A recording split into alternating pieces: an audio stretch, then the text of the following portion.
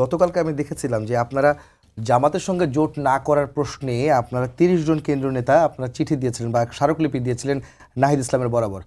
তো আপনি সেই একজন তার মধ্যে। তো আপনার এই আপত্তি থাকা সত্ত্বেও আপনি জোট মেনে নিচ্ছেন, এই জামাতের সঙ্গে যে সমঝোতা মেনে নিচ্ছেন? এটা একটু ভুলভাবে মিডিয়াতে এসছে, এটা সম্পূর্ণ ইন্টারনাল। এখন আমাদের কাছে আছে। হ্যাঁ, এটা চিঠিটা তো আপনাদের মানে পাবলিক চিঠি করার ইয়া না, এটা তো বরাবর হচ্ছে আহ্বায়ক বরাবর পাঠানো হয়েছে, এটা তো মিডিয়াতে দেওয়ার কথা না। এটা আমাদের ভেতর থেকে কোনো একজন হয়তো এটা বাইরে দিয়েছে।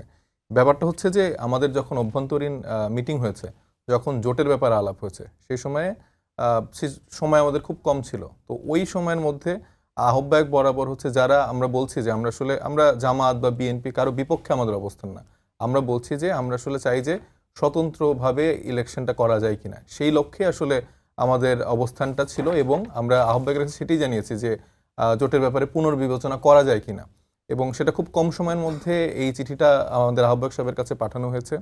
এবং পরবর্তীতে এইটা মিডিয়াতে এনে একটা মানে পক্ষ বিপক্ষের একটা জায়গা ন্যারেটিভ তৈরি করা হয়েছে, যেটা আসলে জোটের পক্ষে বা বিপক্ষে বা জামাতের পক্ষে বিপক্ষে এরকম একটা জায়গা তৈরি হয়েছে। এখানে আমাদের দু একজন নেত্রী যারা পদত্যাগ করেছেন তারা আসলে একদমই বিপক্ষে জামাত ইসলামীর সাথে জোট করার ক্ষেত্রে।